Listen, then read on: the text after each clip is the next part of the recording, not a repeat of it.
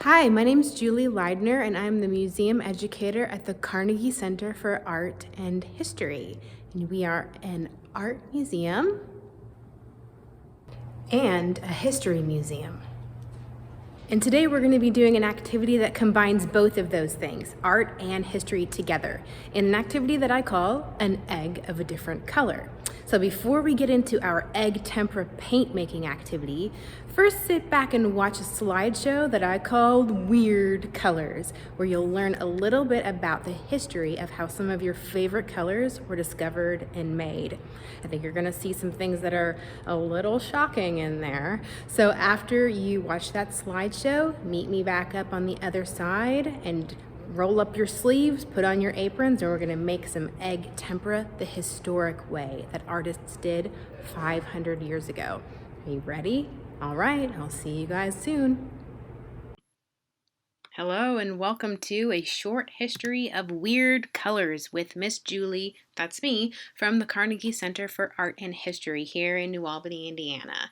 And as I said, we are a museum of art and history, so we love having the opportunity to talk about the way that those two things overlap. And that's what we're going to do today when I tell you about the history of some colors that are pretty weird, guys. Yeah, so are you guys ready to hear about these colors? All right, here we go. The first color I want to tell you about is mummy brown. Now imagine it's the late 1800s, you're an artist, and you walk into a store to buy some brown paint. One of your options on the shelf will be a color called mummy, or in some cases it was called caput mortuum, which is Latin for dead head.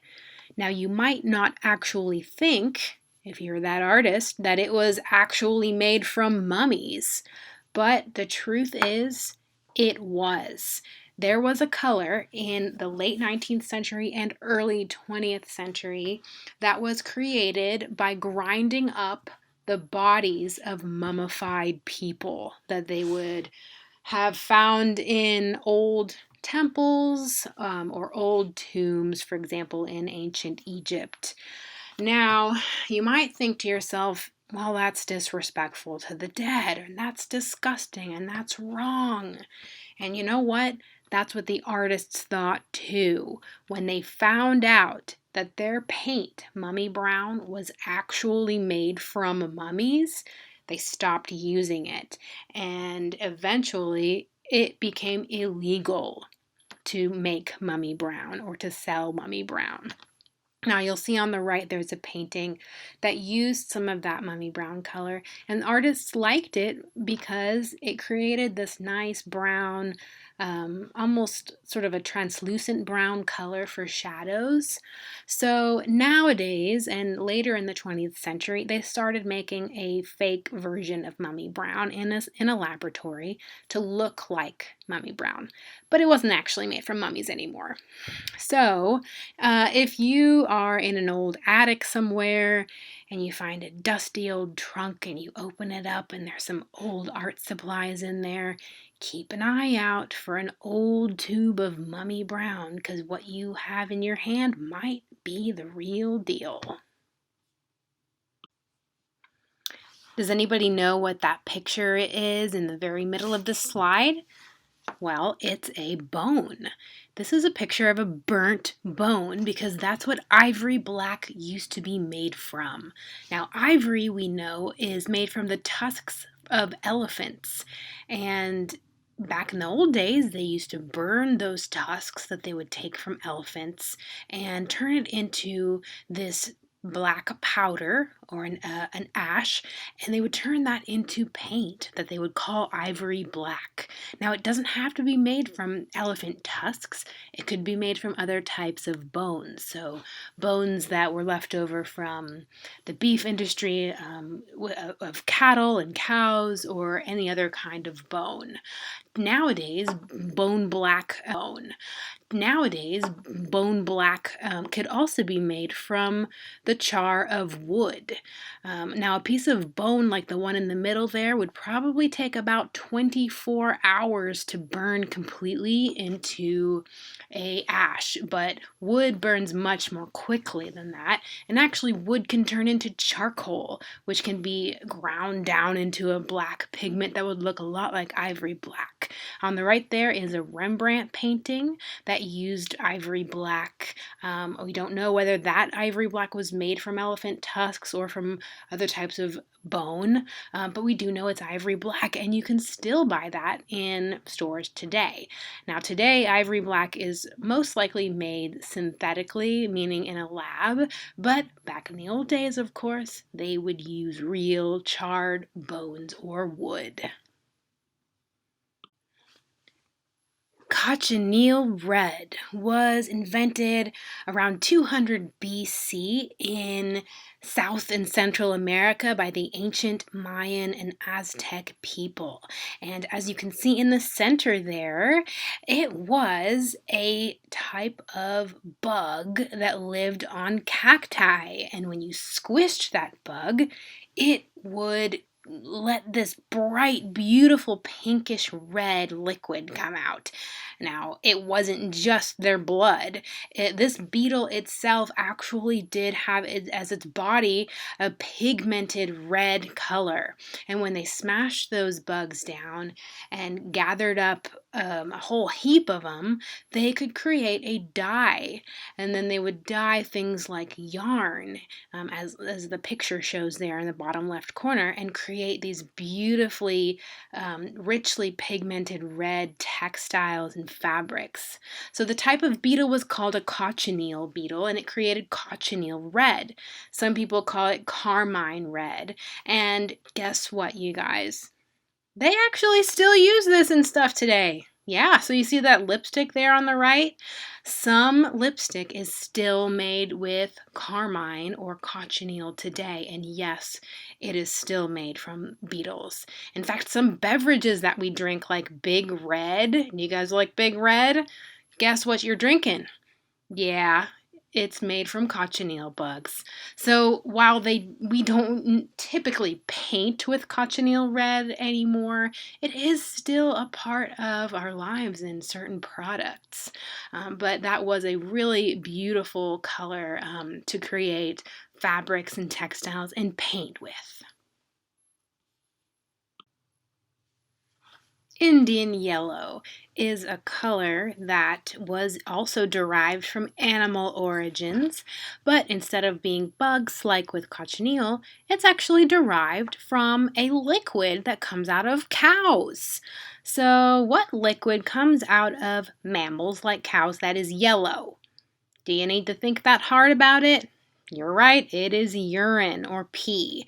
So there is some evidence that suggests that around the 1400s, artists in India were using Indian yellow paint, as we call it now, that was derived from cow urine, which they would boil in large vats until it was thickened and it turned into this sort of dark, syrupy golden liquid that they turned into paint. So that center image there, that's the kind of deep golden yellow that we come to know as Indian yellow now. And it was thought that these cows would eat mango leaves, which would help turn their pee even more yellow than it already was. So can you imagine how stinky that would have been to have this giant pot boiling of cow pee?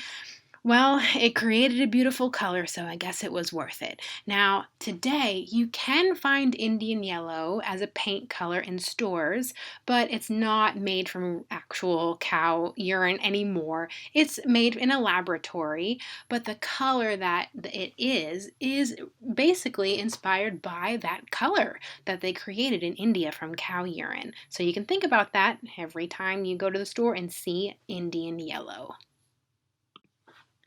Those of you who are watching this slideshow that have played the video game Minecraft might have heard of lapis lazuli, which is a stone that is a beautiful blue color, and it means beyond the sea. Now, it was discovered in caves in Afghanistan thousands of years ago, and it even shows up in King Tut's sarcophagus, as you can see on the left.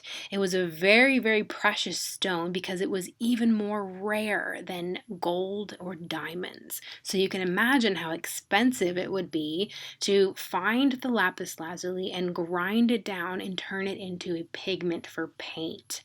In fact, it was so expensive in the Renaissance that even famous artists like Michelangelo and Leonardo da Vinci could barely afford to use it.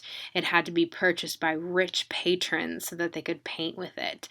And the center there is Girl with the Pearl Earring, a famous painting by Vermeer. And he was really a popular artist in his time. And so somehow he managed to get his hands on some of this lapis blue paint, and you can see it's painted there on her turban. So ultramarine blue is what we call it now. It's kind of the color that we know of when we think about the color of lapis lazuli, but it's a very famous color and yes, known for being extremely valuable. Now, Tyrian purple is a color that has probably one of the strangest histories that I've heard of. It came from a type of creature that lives in a shell. As you can see there in the center, the types of shell that this creature lived in, and it's a snail. And in the ancient Rome, artists discovered that if you took hundreds and hundreds of these specific types of snails and put them in a big pot and boiled it down, kind of like boiling down the cow urine for Indian yellow, but in this case, boiling down snails that they pulled out of their shells, this particular type of snail would create a beautiful purple color. And there's stories of people who lived in the cities in Italy where they would create this color, and they would talk about how bad it smelled even from miles away. They could smell them. It smelled even from miles away. They could smell them boiling these snails down. But they did it anyway because, as you can see on the right, they could dye threads and fabrics in this color and create a purple color. Now, it was really expensive to make this because they had to find so many snails to put in the vat and boil it down that it costs a lot of money. And because of that, the fabric that they made from this color was worn almost exclusively by royalty. So that's why when we think now of royal purple, really that's in reference to the type of purple that these kings and queens were wearing that were dyed in expensive Tyrian purple. It also was used as a paint color. And on the left, there is a Michelangelo painting there that has a little bit of Tyrian purple in the fabric there. Nowadays, once people started making paint in larger quantities, they watered it down a little bit. They watered down the snail Tyrian purple color because it was so expensive. And the watered down color, like the lighter color of it, is known as mauve, which you've probably heard of today. Now, today we don't have Tyrian purple anymore as a paint color, but it lives on in history. Out of all the colors that we've talked about today, Phthalocene, or phthalo, is the color that was always made in a laboratory. This is our artificial or synthetic color that we're talking about in this slideshow. Nowadays, there's lots of synthetic colors, but phthalocene was one of the early colors that was invented in laboratories by scientists in the early 20th century.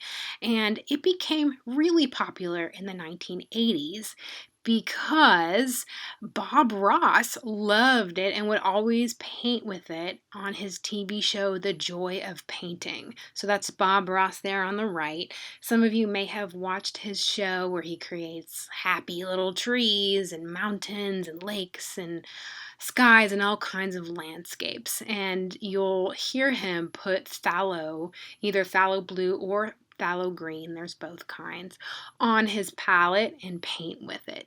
So it's a really bright color of green or blue, almost in some cases kind of neon. So it sort of does have that look of a scientific, made in a lab type of color.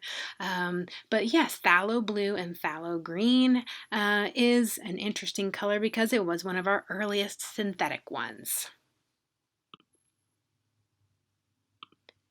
Now that you've heard the history of several colors, I want to tell you about a historic type of paint, specifically egg tempera. Egg tempera was really popular in the medieval times and the early Renaissance, as you can see on the left two pictures. One of them being by Duccio di Bonosegna, a medieval artist, and the other an early Renaissance artist, Sandro Botticelli. They painted with egg tempera, and it was made out of egg yolks. The practice became a little bit less popular once they started painting with oil paint and then eventually acrylic paint in the 19th century and the 20th century. But some artists still chose to paint with egg tempera, like, for example, the artist on the right two pictures, Louise Marinetti in the 40s and Jacob Lawrence in the 1960s. And they chose to paint with egg tempera because it was a beautiful way of creating luminous colors. So it would create kind of a shiny, satiny look to the paint that artists loved. And it was best painted on wood panels. So nowadays, when we think of tempera, we think of a type of synthetic acrylic paint, but you can still make your own egg tempera at home. And we are going to learn how to do that right now. So if you are a teacher and you're teaching this in your class, make sure to check out the supply list so that you know exactly what you'll need to pull out for this activity. And it's all using ingredients that you can find easily in a grocery store or at home even. So pull up your sleeves and let's get to making some egg tempera. Hi folks. If you watched my slideshow about weird colors, you would have learned some historic ways that people made colors hundreds of years ago. And right now, I'm going to show you a recipe for a way of making paint that artists used hundreds of years ago. Except we're going to do a little bit of an updated version for ingredients that we can find today. But I wanted to show you a little something. Take a look at that beautiful magenta color. Can you guys see that? This is powdered cochineal, which if you watched the slideshow, you will learn what cochineal is made out of. It's made out of bugs, and yes, this is the real deal. So artists would take a pigment like this and they would grind it up into a paste and they would mix it with egg yolks. An egg yolk would be a binder that would bind that color together with a little bit of water and liquid, and it would create a beautiful paint. So that's what we're going to be making right now, except instead of using powdered pigment, we are going to use gel food coloring, which is very easy to find in the grocery store nowadays. It comes in these little tubes, and it's kind of like its own little paste. So, okay, you guys ready? Let me go through the checklist of things that you need. You're gonna need eggs. You're gonna need some little plastic bowls or paper bowls, and this is gonna be for each egg and for each color. We're gonna make one color per egg yolk. You're gonna need plastic forks, a bowl of water with a spoon in it, a little cup of vinegar. I have distilled white vinegar, but you can probably use white wine vinegar. And of course you're gonna have to have your gel food coloring. And you're gonna have lots of baby wipes and paper towels because this is gonna be kind of messy, y'all. And on that note, you know, wear a painting shirt or an apron. And then you're gonna have some paint brushes and some sturdy paper like watercolor paper for when you have made your paint. Oh, one more thing. Have a little trash receptacle nearby, guys, because we are going to be throwing away some parts of the egg and it's messy, like I said, so you want to have this trash bag really close at hand. Okay, I think that's everything. So, first step. The first step is that we need to get an egg yolk into this cup. So, we know that the egg has the white and the yolk. We're gonna actually be getting rid of the whites of the egg.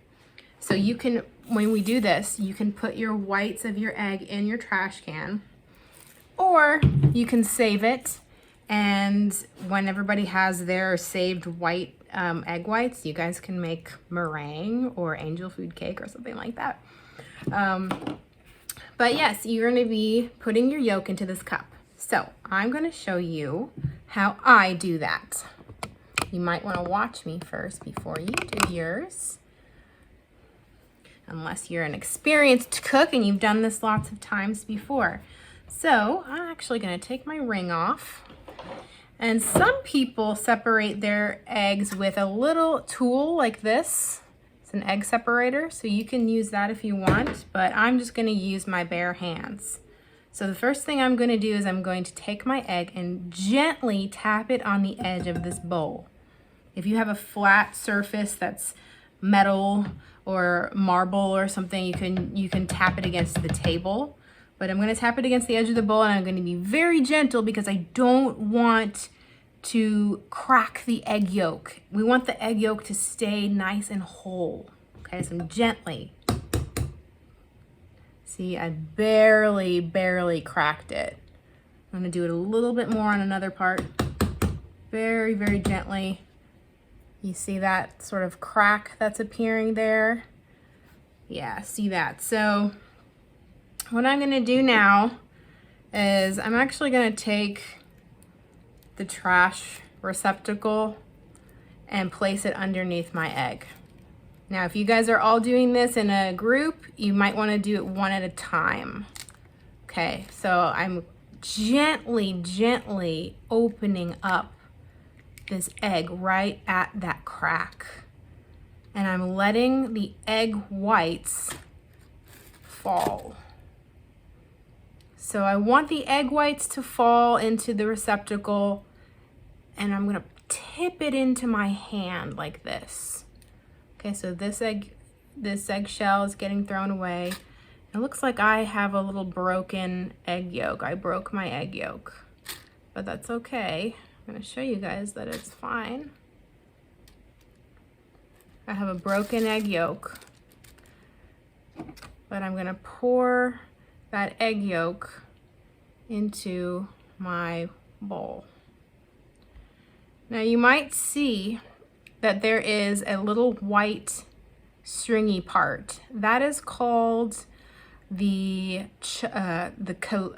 chalaza, and it's just a part of an egg. And what I'm gonna do is actually I'm gonna pull that out because we want our egg yolk to be really smooth. So I'm pulling that out and I'm throwing that away. Now there might be some other bits of the skin around the egg yolk that kind of makes it a little chunky. And if you can see some of the skin, you can sort of fish that out with your hands too. I've found another piece of the chalaza, which is, again, it's kind of just like the whitish thin skin around the yolk, and I'm fishing that out. I want my egg yolk to be really smooth, okay? So I'm gonna set that aside, and I'm going to crack another egg yolk. I'm gonna wipe my hands with my baby wipes. I'm gonna crack another egg yolk and see if I can do it without breaking the yolk. Wish me luck, guys. Here I go. All right, taking my egg, and I'm gently,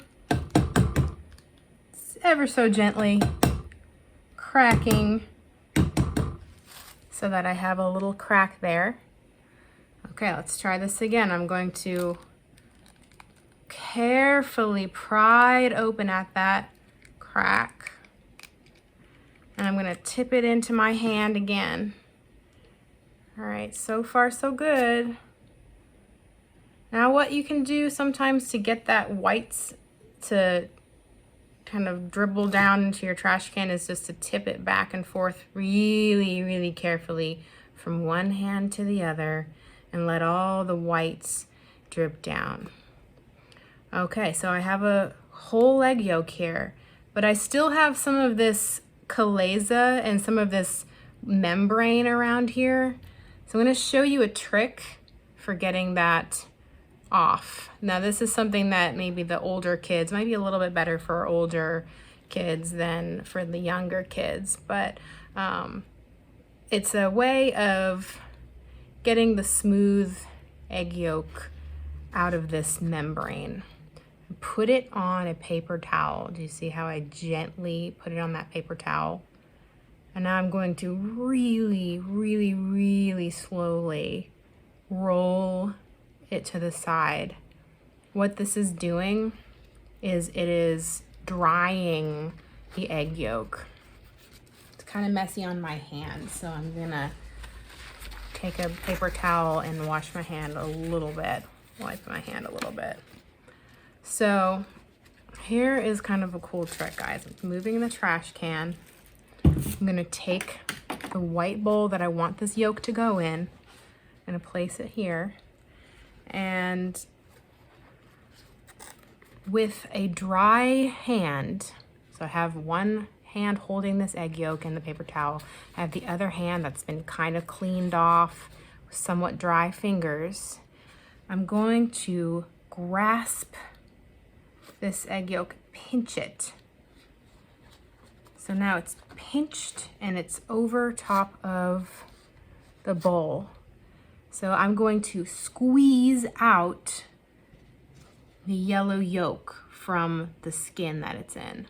So I squeezed it and I pierced the little skin sac that it's in so that it all kind of dripped out. And now I'm holding that little skin sac with the white piece in my fingers, and I'm gonna throw that away. All right, so now I have 2 cups with egg yolks.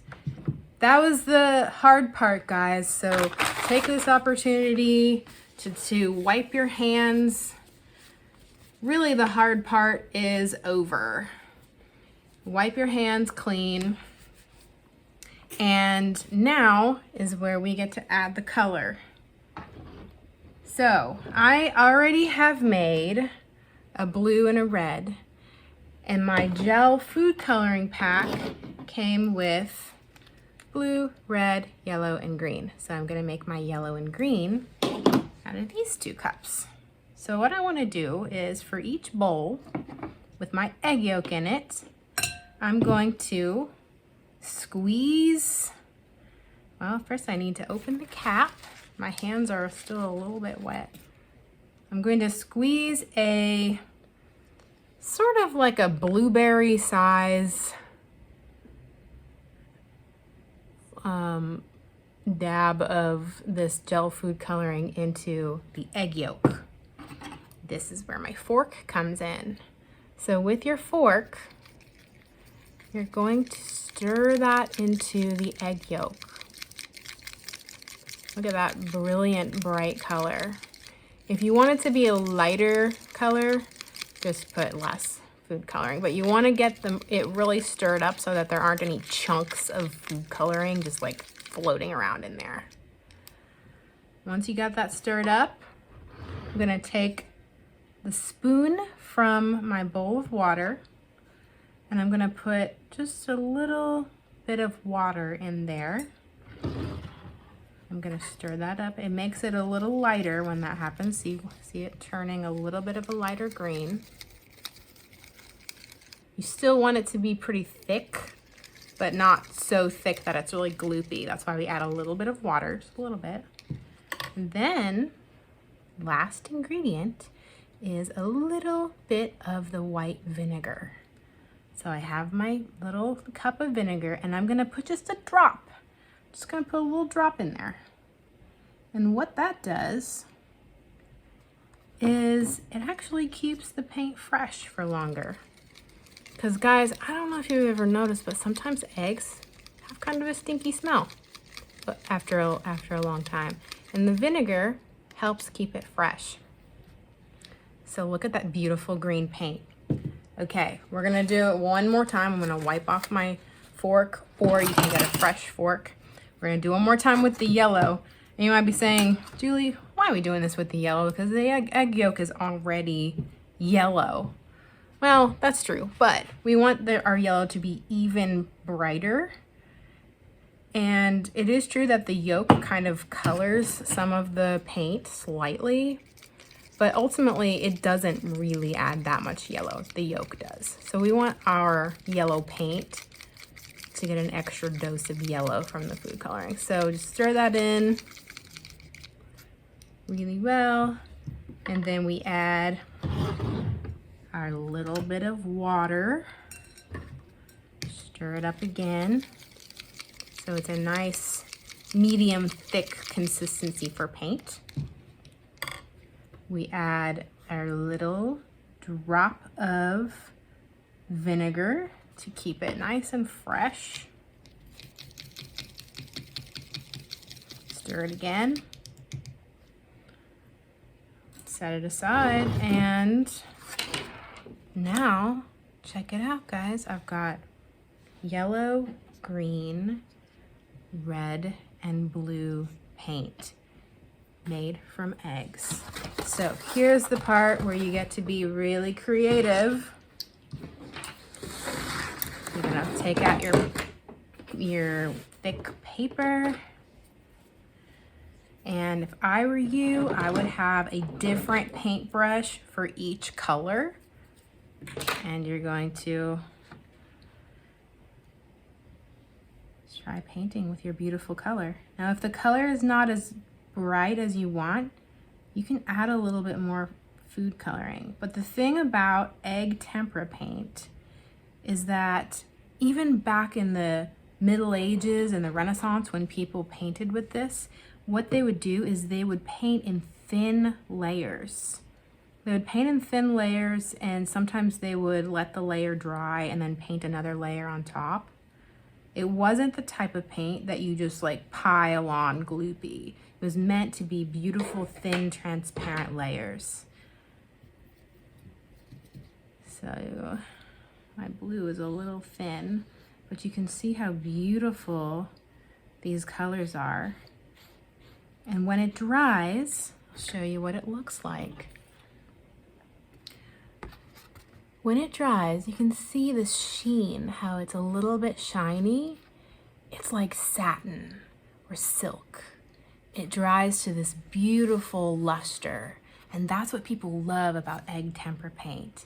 It's like you can walk up to a painting and see it almost kind of like come alive at the surface.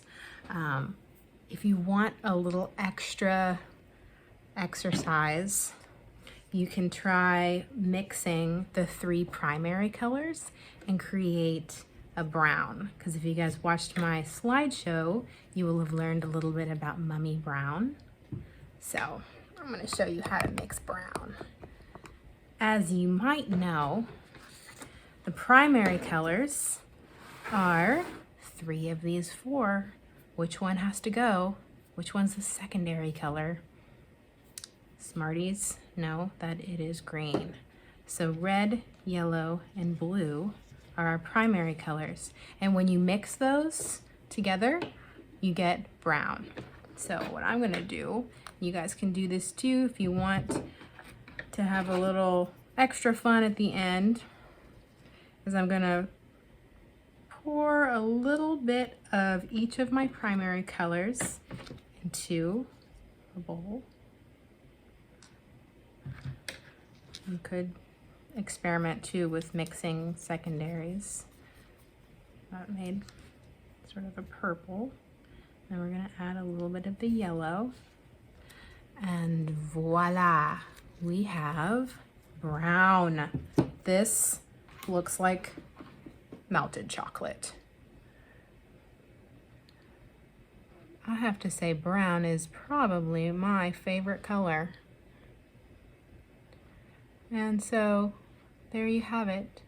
You have sort of a brown that looks like mummy brown, in addition to your red that looks like cochineal red, your yellow that looks like Indian yellow, your blue that looks like ultramarine blue, and your green, which you could consider to be a phthalo green, just like the colors that we learned in the slideshow.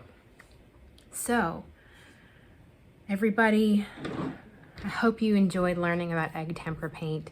It's so much fun to see the way that you can actually make your own art materials from scratch.